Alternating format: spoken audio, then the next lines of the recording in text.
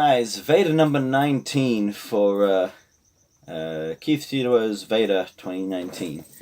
And this might be, how do I put this? Basically, because of work next week, I probably won't be here. Like, as in at my home, I'll be somewhere else. I'll be staying with my girlfriend for a bit. And that means that I probably won't be able to produce any of the larger Vedas or work-intensive Vedas that I had in mind for a while. So it'll only give me 2 days back here, if that. And so it's looking like all the Vedas are just going to be this vlog-style content for now. I hope not too many people are holding out on something a bit more elaborate, but yeah, there we go. And I'm a bit low energy today. Couple things got me down a bit. But I thought, I'd just talk a little bit. I wasn't going to talk about this, but I literally just decided a couple seconds ago I'm going to talk about it. A new documentary. Is more of a recount on the Change the Channel movement. Came out today by a channel called Cinematic Venom, who's been looking at this since the beginning when it happened. Was it really last year? I don't think it was last year. No, yeah, it must have been last year. It feels so long ago now, the whole Change the Channel debacle. And I thought I'd just... And his documentary that it made, Cinematic Venom, is a very nice recount and overall just bubble of the events of that time. And really there hasn't been much progress on it since, 1 or 2 weeks after that whole debacle happened. So, there wasn't much to add, but it was interesting to put it all back into context with this much hindsight, because apparently there are still people defending, saying that they did nothing wrong. But so to recap, if you don't know what Change the Channel was, Doug Walker, the nostalgia critic, and the company that he is affiliated with, Channel Awesome, who is not run by him, but then again, I think just about everyone knows that by now, had used to employ something like 30, 40, maybe even 50 content creators, who would post there. And very suddenly, all of them left for reasons. I say all of them, 2 remained, but that's not worth going into. All of them left for reasons due to mismanagement in the company, including everything from just general apathy to sexual assault and various other things, all along that spectrum. And many creators were either fed up of being part of that and having that done to them, or they no longer wish to be affiliated with a company that did that. And to give you my kind of history with Channel Awesome, I started watching Nostalgia Critic probably, I want to say 2012. I think I started getting into him back when the only way to really watch his episodes on YouTube was through the channel Leisure Suit Rantfield, if anybody remembers that channel, which was an unauthorized uploader of his, because he used to upload through Blip, but Blip's now no longer a thing. And I know I can date the time I got into him around about, because it was before his Timothy Green episode, and I think also before To Boldly Flee. I think To Boldly Flee was just about to come out when I discovered him. I think it was a little bit before that. So anybody who knows your Nostalgia Critic, you can date it with that. and I discovered him through actually Little Karibo, because Little Karibo was doing a bunch of promos for a convention, and the Nostalgia Critic happened to be one of the ones he did one for. It was like a little animated thing. And not long after that, I think I'd heard a little, and I'd heard the name Nostalgia Critic through other places with Little Karibo, when he did a review of, or a talk through of the Yu-Gi-Oh manga chapter 1, which was so I heard that name, and I'd heard that name a couple of times, and I started thinking, yeah, who is this Nostalgia Critic guy? I didn't seek him out, but then I saw in my just after a video, just like, how when they come up in YouTube, just after something random, it was a Nostalgia Critic video for his review of Thomas and the Magic Railroad, which I think was fairly new at the time. I'm not certain, but actually no, I don't think it would be. But yeah, anyway, so that's the era I started watching. Give you an idea, and I liked it. I really liked it. Like a lot of his points were like easily counterable, but it was comedic, it was interesting to see an outsider's perspective from that kind of movie, and I enjoyed it. And I went on a big deep dive of all of his older material, and through that I eventually discovered the Angry Video Game Nerd, and that's what got me into game collecting. So it was a big stepping stone on that point, and I watched a lot of him. I watched Kick-Assia, and through stuff like Kick-Assia, I saw this cool-looking guy called Angry Joe, and I still watch. I don't watch as much Angry Joe as I used to, but I still watch quite a bit Angry Joe. And I found a lot of other content creators through them, none of which really stuck with me, including Juwario, who I remember I tried watching 1 or 2 episodes, and I didn't really get into him at the time, but we'll come back to Juwario later.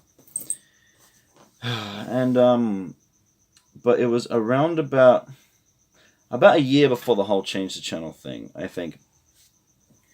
Nostalgia Critic's comedy started wearing on me a bit. I'd never really thought of him as, overly self-absorbed, or he always seemed very self-aware of his own character. I remember him talking about in commentaries and such.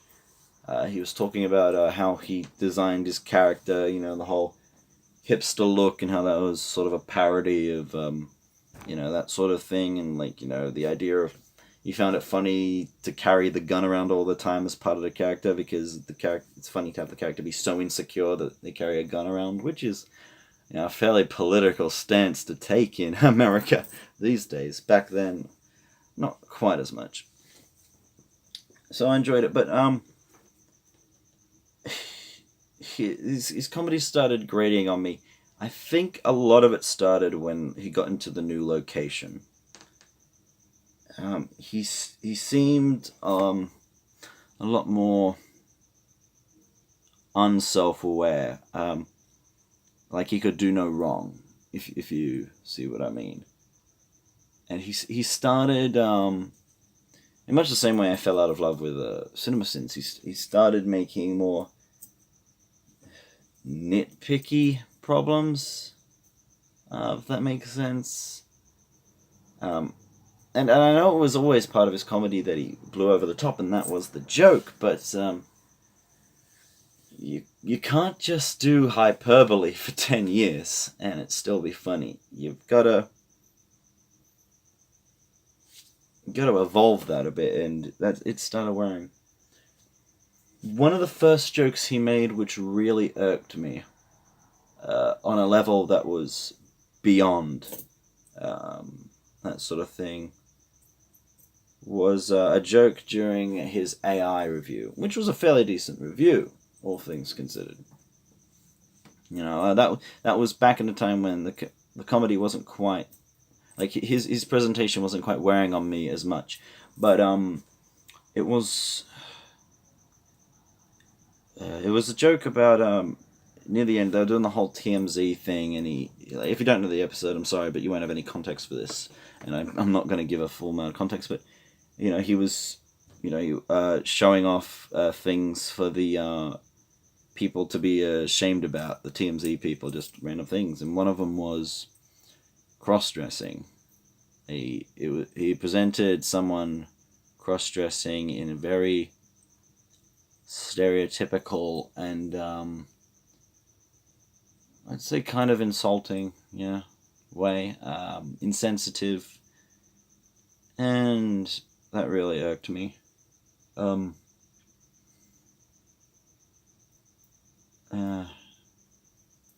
I'm just trying to gather my thoughts.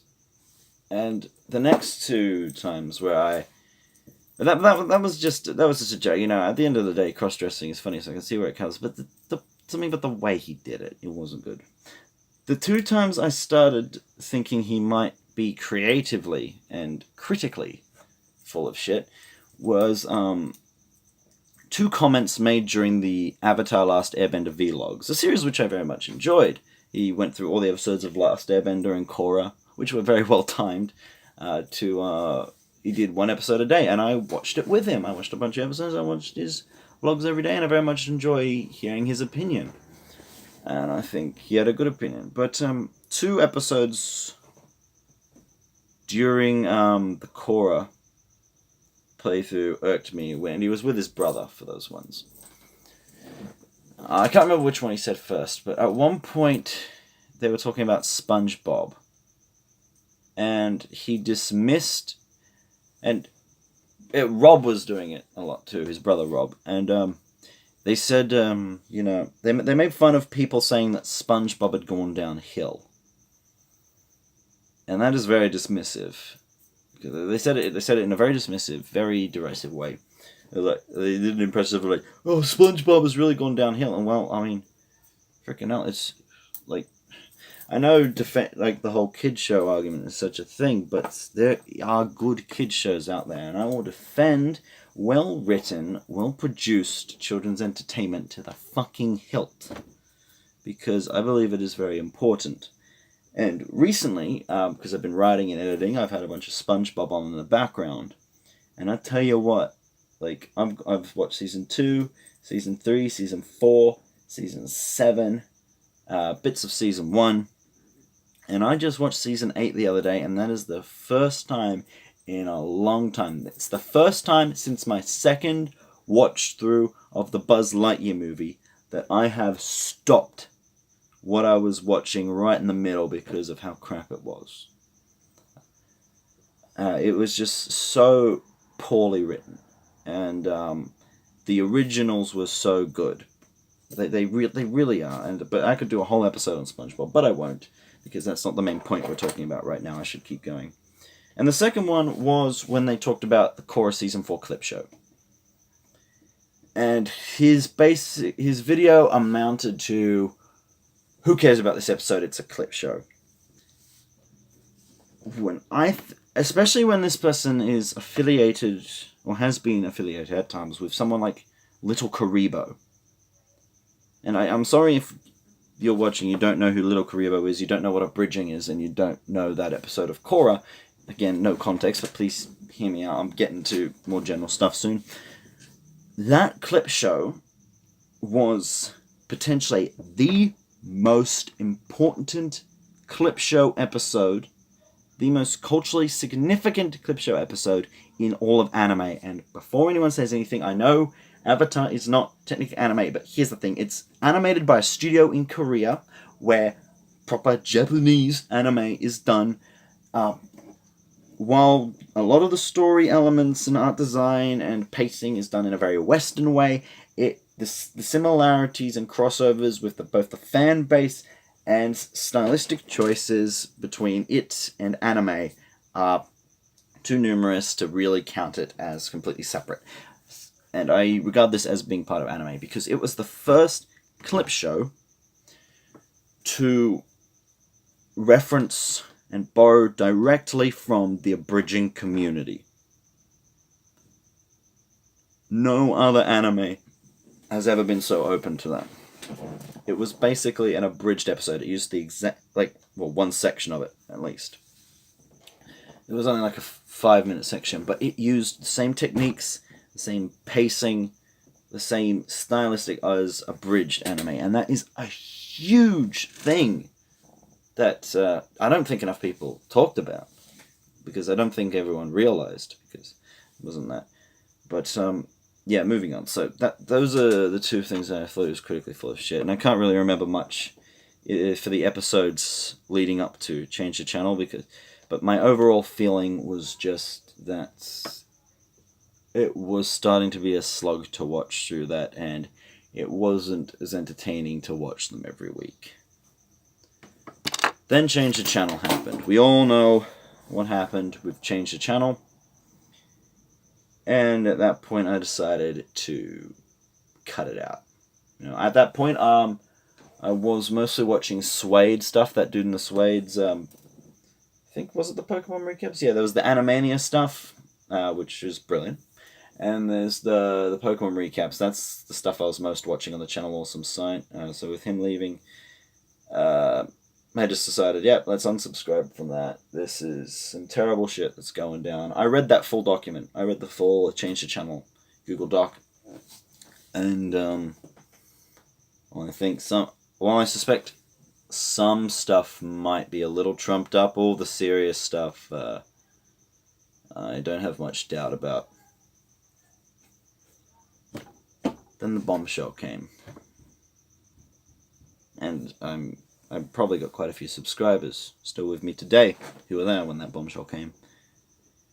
In the days, I haven't really talked about this since, but in the days after Justin Carmichael, Juwario's suicide, I watched his content. At that point, I'd really only enjoyed him in the crossover movies, which I really enjoyed. But his content just didn't seem for me. But since I'd gotten more and more into game collecting, I watched it after his death, and I loved it. It was brilliant. I just, he made appearances in other gaming shows, like Famicom Dojo. I love Famicom Dojo. And all sorts of things. And, I really enjoyed that, and I watched it through a number of times. It was really well made, really well written, quite unique. And I decided to continue on that legacy. My first episode in the series that I was literally editing right before making this video, it's still open, was Yu-Gi-Oh! Duel Monsters on the Game Boy. You can play this. I did a full review of it. Loosely modeled on Juwario's thing, because it was a game you could play. It was one that wasn't getting attention, and it was my tribute to him. It came out perhaps an entire year too late, but I still wanted to do it, and such was my dedication to that I had decided that despite the fact that it was made with Windows Movie Maker on a crap camera, it was my first face on-screen video, and it would have been really easy to remake. In fact, it was when I did. I would never... I remade it in a week, but I would never remake it, because then I'd be doing it for me. Whereas this was a video that I did for him.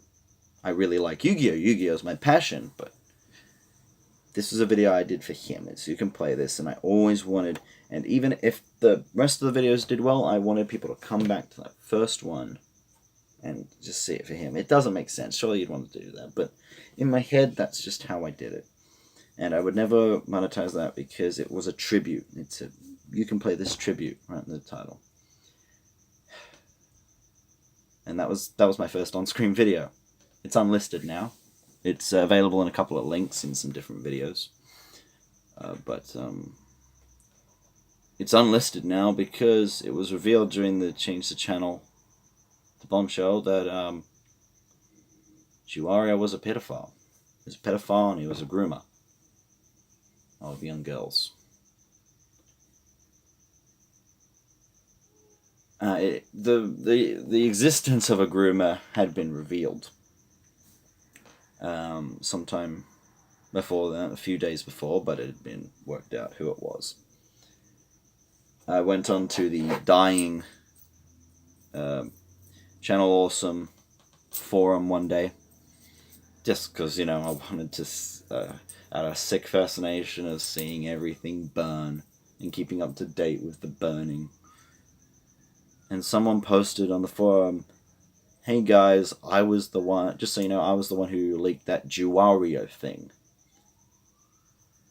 And I thought, oh, holy shit, please, for the love of fuck, tell me that someone in this company did not drive him to suicide. That would have been okay. In a way. That would have let me hate someone. But, I haven't really hated anyone in years, but not properly. But the fact that he was the groomer,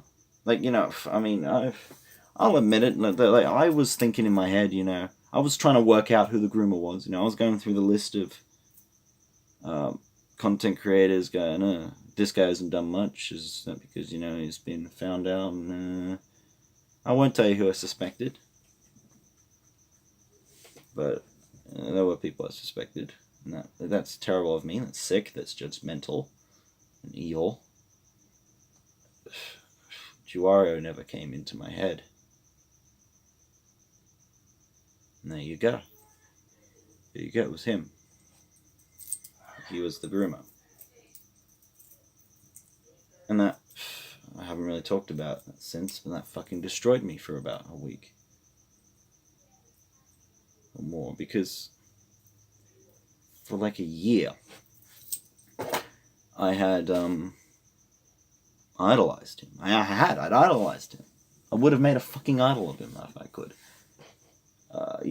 I started the channel that I'm speaking to you now almost because of him. At least the reviews. I never would have made a game review if not for him.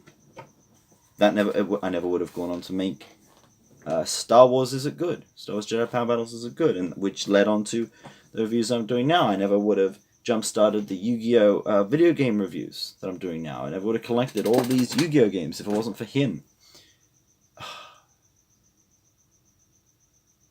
And it shattered it all in a moment. I was in a production last year of We Will Rock You, the musical. There's a scene where we sing Only the Good Die Young, and in order to help me well up the emotion for the acting in that scene, I thought of Juario. And someone else. It escapes me who else. Someone else had died relatively recently, but I didn't give him as much attention as I did Juario. It tells you, that tells you, how important it was. But, yeah, it was all destroyed. Now, basically, I don't care. I took down the video of my initial reaction at first. That was a very raw reaction. Hours, if not minutes, because it could have been minutes for all I know, after me finding out about everything and trying to get as much details as I could to confirm that it was correct, and it was. I'd been watching Game Chasers, and they'd been putting a little thing at the end of every episode with his face on to remember. And yeah, he'd just always been in my head, He's always been the guy, and he was the guy who was like, okay, never let one of your friends get to the place where he was. Because I've had friends and problems with mental illness and that sort of thing, and suicide. And never had a friend commit suicide, fortunately, but I know people who have, who I regard as friends. And yeah. And it just all came tumbling down in one instant. And that was the end of Change the Channel for me. Past that, nothing mattered. And basically nothing did happen. That was all. The things Mike was short, and Nostalgia Critic did, I just said, okay, these guys are assholes. They're just complete assholes who don't know the fuck they're doing. Just leave. And I'm still with everyone who supported you, Ario. I'm still watching Famicom Dojo. I'm still watching Pat the NES Punk when he ever uploads anything that isn't his bloody podcast. I'm still watching Angry Joe. And I hit a lot of other people like Ton of Bricks too. And it's a little bit sad to say that video to this day is one of my most popular. Has the most views, 14,000 in a day. Never had that before. I put it back up. I did take it down after a few days because I decided it had been up long enough and I didn't want to milk it. Now I just don't care. So I put it back up. Who knows? Might help someone. As this might help someone. And I got a bit of hate.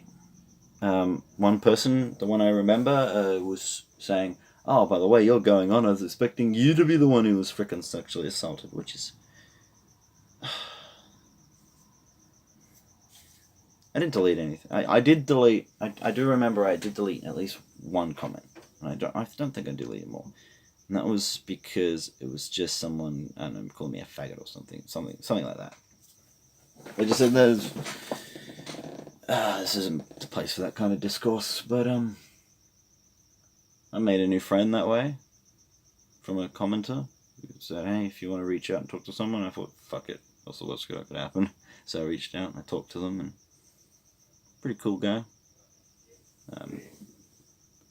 Taylor Hoffman is also doing YouTube videos, but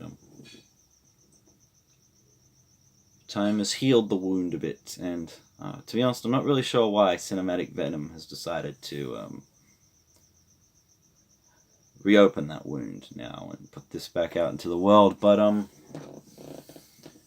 maybe there are still people who still believe that there's nothing wrong with the sexual assault of, what was it, Mars Girl and another guy, and the stuff that Ellis did. The firing of Obscurus Looper and other creators, the terrible way their HR manager was treated after surgery, the things that they put the actors through during the crossover specials, the fact that they were all basically ignored, riding on Doug Walker's coattails. Some people, I guess, still believe that they were all in the right. I don't believe that. I don't think they should believe that either, but, you know, I wasn't there.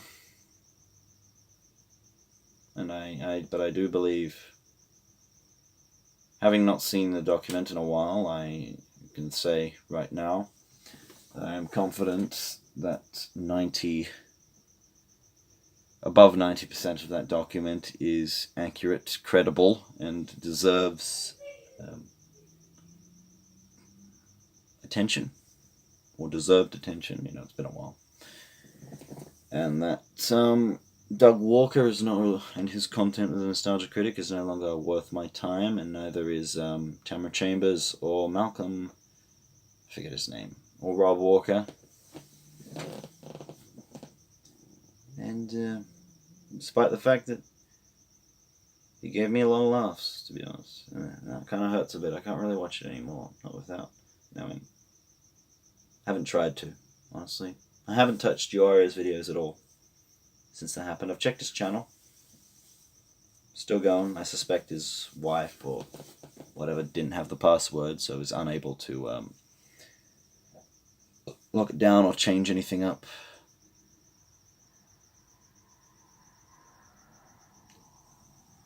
But something I haven't really talked about is I've still got the files saved.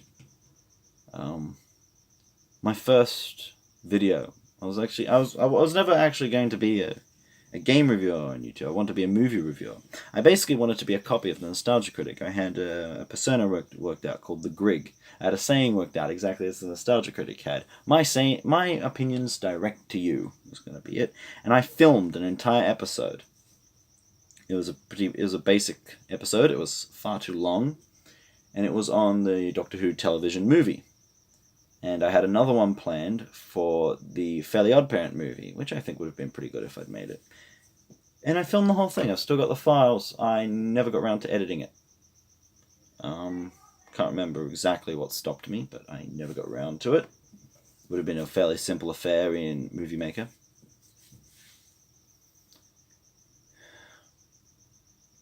Now I don't want to, because it's Nostalgia Critic. But with the collapse of Channel Awesome recently, I've just realised all those collectives don't work. You know, Channel Awesome collapsed. That guy with the glasses before it. Hidden Block with Kadikarus and Youngtown and all those people. That hasn't been updated since mid last year. If anybody else didn't realise. Even the creator, Kadikarus, he hasn't put anything up since his Nursery Rhymes video ages ago. They don't even bother to put it up. Normal Boots has tried to start up again. Don't know how well it's doing. Certainly not as it was back then. Attempting to aggregate these channels together just doesn't work. People don't have the loyalty. It's not like a TV channel.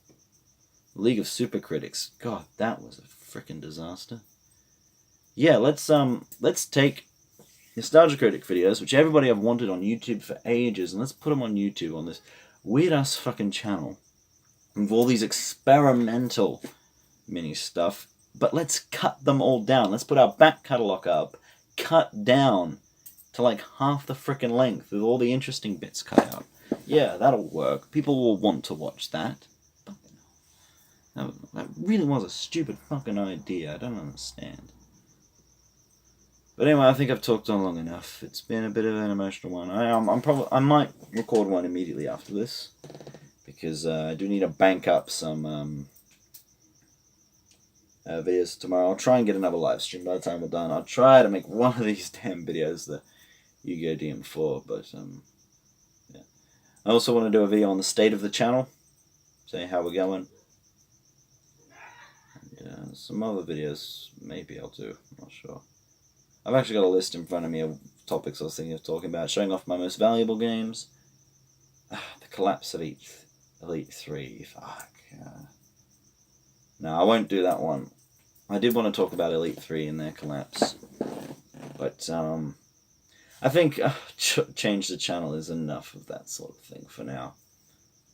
I want to tell you about my infinite money trick with CEX. That's a nice one. I want to talk about my PC50X. I want to talk about sports games. I want to talk about that new Pokemon trailer. Yeah, I don't know. Please tell me something that you want me to record. This has been a very nice Veda, but life's getting in the way, man. You know, I better stop there, man. Okay, so yeah, do me on the Twitters. Say some nice words to me in the comments.